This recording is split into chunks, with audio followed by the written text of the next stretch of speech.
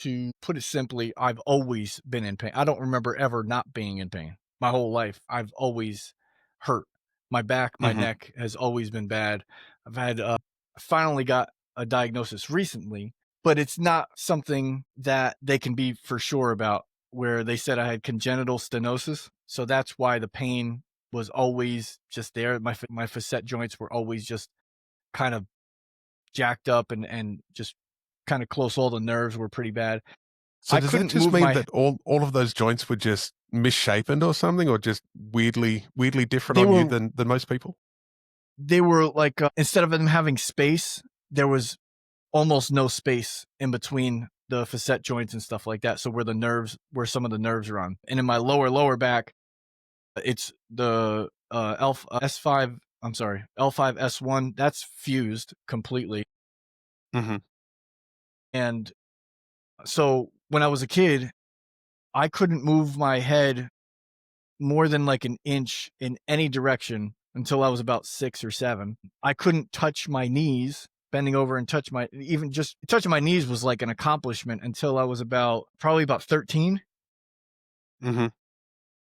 So, I kinda finally got sick of it and I started just reading and well, as much as I could read, that was a whole different story. Reading was pretty difficult for me when I was a kid, but I found everything I could on stretching and just making yourself long as possible, and I eventually was able to touch my toes, reach past my toes, and the pain started to get less and less and less.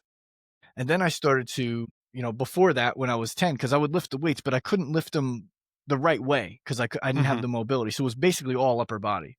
But when I was like 13 and I had that mobility, I was still in a lot of pain when I lifted things. So when I started to train, I thought to myself, well, I have the flexibility now, but it still hurts when I try to pick things up or try to move them. What if it's just weak in this range of motion? So I started to train really, really lightly and then worked my way up.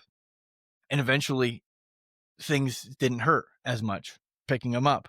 Deadlift always hurt, squat always hurt, but the pain got less and less and it got more bearable.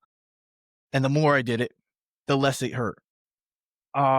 I kinda always had these frequent like, injuries and, with my back, like, I would always, like, tweak it, if you wanna call it that, and I'd go into spasm with my QL and stuff like that, but that's Mm. now that I know more, I realize it's because I had no space, so anytime it would just have, like, these little micro movements, my back or my nerves conceived it as this crazy trauma, so it just seized everything up. Even though I was doing everything perfect, it didn't matter. The smallest movement for, anybody else, they're fine.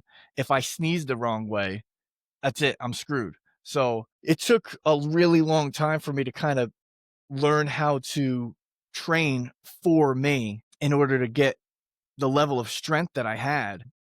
And eventually, it just it built up to where the more muscle I have, the less I get injured, and the stronger I am, the less I get injured doing regular stuff.